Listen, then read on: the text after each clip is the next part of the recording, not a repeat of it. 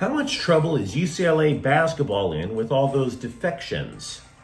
The Dodgers are 8-0 and they make a trade.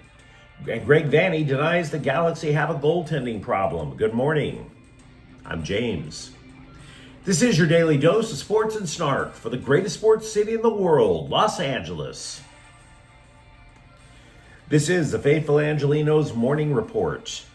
So it is April 3rd, 2025. I've got one more day in Portland before I head back home to be with people who actually care for me and people who I care for. Looking forward to that. But we're still going to start off the day right by talking LA sports. And if you like being in the know about LA, clickety-clack the like button. Clickety-clack the subscribe button. There's a notification bell. Hit that. It'll let you know when we drop new content. Sharing is caring. Let people know we exist. And by all means, comment. Now, before we go through the news and notes, a look at the scoreboard. Dodgers 6, Atlanta 5. The Dodgers were down 5-0 and rally to win. Shohei Ohtani wins the game with a walk-off homer in the 9th inning. The Dodgers' run right now is historic. Not historic as in, oh my God, it's going to pop off your memory at the first step. But no, this is historic. They're the first defending champions to ever start the next season 8-0. They're only one of two undefeated teams left in Major League Baseball. Appreciate this. The Dodgers are doing all kinds of amazing things, and the season has barely started. The Clippers defeated New Orleans 114-98, and LAFC defeated Inter Miami 1-0 in the first leg of the quarterfinals of CONCACAF Champions Cup. Meanwhile, today, Golden State is at the Lakers at 7, the Kings are at Utah at 6, and USC is playing Villanova in some goofy non-March Madness tournament in Vegas. That'll be at 6. Let's get to the news.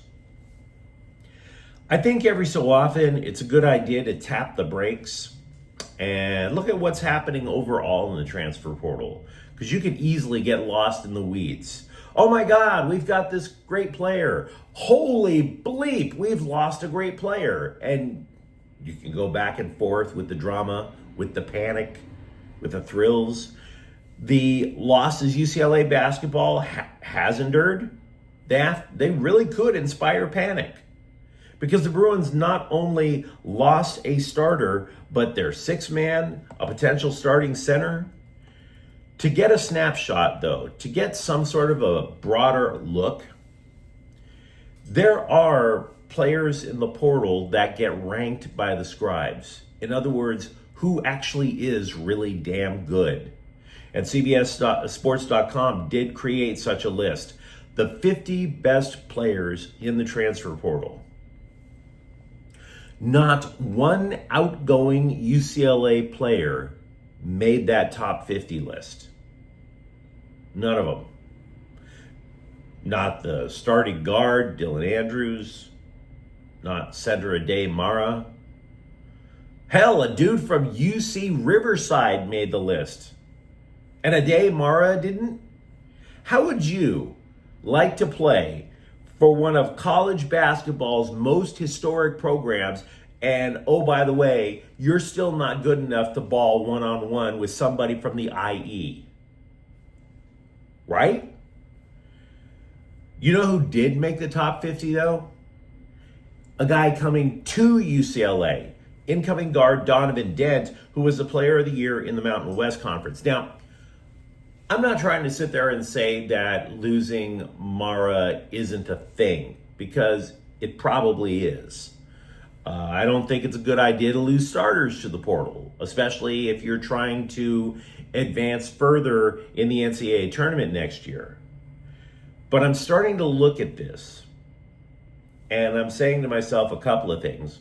One is obvious, that I think name, image, and likeness and the transfer portal needs to have changes, because right now the scales are way too heavily in favor of the player. That's one. But here's the other thing. I'm looking at UCLA basketball right now the same way I look at USC football. Does that make sense? You remember how many players the Trojans lost between the end of the regular season and their bowl game? They lost over 20 players to the portal. It was bananas how many players they lost. And yet the Trojans still won the bowl game And now you look at the way that they're recruiting, they're looking extremely strong. Now, I realize that USC and UCLA are two entirely different schools with their athletics. But is it possible that, in a sense, you're also looking at Mick Cronin the same way that other people look at Lincoln Riley? Controversial? No doubt about that. But that doesn't mean that they're idiots and they should get fired either, because they are putting up results. And I would say right now, if UCLA can figure out how to solve the problem at center and then maybe get a wing, I don't think the future is lost, is my point. I think they got issues. I think both USC football and UCLA basketball, I think they have issues. I think it's clear that USC is doing everything in its power to resolve it. I think UCLA can resolve it. So maybe we tap the brakes on the panic a little bit. The Dodgers, we mentioned, are 8-0, and they also took a flyer on a speedster, Esteury Ruiz. 2 years ago, he led the American League in stolen bases with 69. His former team, the Sacramento, formerly Oakland, and someday Las Vegas Athletics, designated him for assignment because the dude just can't hit. 259 last year, right? He was considered a potential star in the making when he got to the show with Oakland, but then they realized that they were wrong because he was overtaken by what are actually going to be the stars of that franchise in the future. Lawrence Butler and J.J. Bleday, they are way better overall than Ruiz. Now, the Dodgers send back a minor league pitcher, Carlos Duran. Ruiz is going to go to AAA Oklahoma City. And I feel bad for him when I say that because Oklahoma City makes Sacramento look like the Garden of Eden. If he manages to get to LA, it's likely as a backup second baseman or a center fielder. Now, he had a little something, a flash in the pan with Oakland. But I wouldn't expect too much. Because, yeah, he had 1 year where he was playing a starring role, but the Dodgers are his fifth organization. The six-time MLS Cup champion Galaxy played a scoreless match against Liga MX-powered Tigres on Tuesday. And I get it, scoreless soccer matches can put you to sleep. But it's still a step up from the embarrassing loss to Orlando City over the weekend. John McCarthy was in goal, by the way, for both matches. We were wondering, because the Galaxy have two ugly habits. One, they rarely score. And two, their goalies are guilty of giving up one soft-ass goal every match. Can't score, gives up an embarrassing goal every match. Not exactly the formula to defend your title. But for McCarthy, that was something to stand on because it was his first clean sheet of the year. It was especially impressive considering Tigres pelted the Galaxy with 17 shots. McCarthy, by the way, finished with 4 saves. Now, the second leg of this quarterfinal is going to be played Tuesday down in Mexico. Manager Greg Vanney said he supports both McCarthy and Novak Mikovic, but he just wants one of them to take the damn job by the horns. And yeah, again, that would be lovely because, again, you can't allow one Charmin soft goal per game. You can't. Not in soccer. The Galaxy don't have the firepower to make that up right now. Said Vanney, quote, "All the nonsense about this crisis crap is nonsense.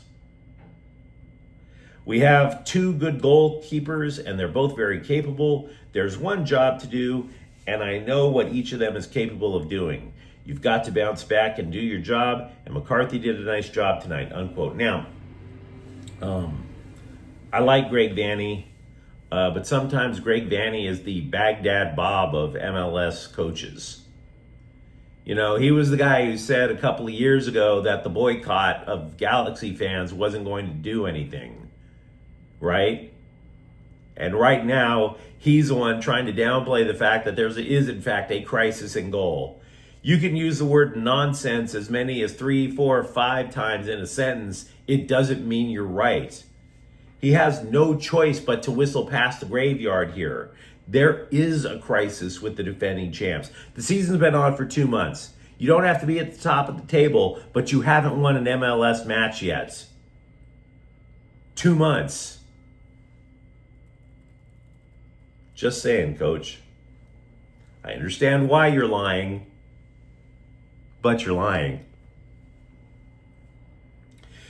Also, talking a little bit of soccer, Slime Diego FC has gotten off to an awkward start. Now, to be fair, the on-field product has been effective. They beat both LA teams, for example. But their fans love them some homophobic chants and getting into fistfights. Yes, you can go there for the winning, but you're really there for all the homophobia, all the violence. You know, it's kind of like opening up your house party to a dozen toothless Arkansas cage fighters. All the homophobia, all the violence. But I gotta tell you, if memory serves, LAFC had similar problems in their first couple of years. Maybe even those problems are still there. Look, Slime Diego fans weren't exactly fighting each other after that match. They were fighting LAFC fans. So it's almost like original recipe homophobia and violence with extra crispy homophobia and violence.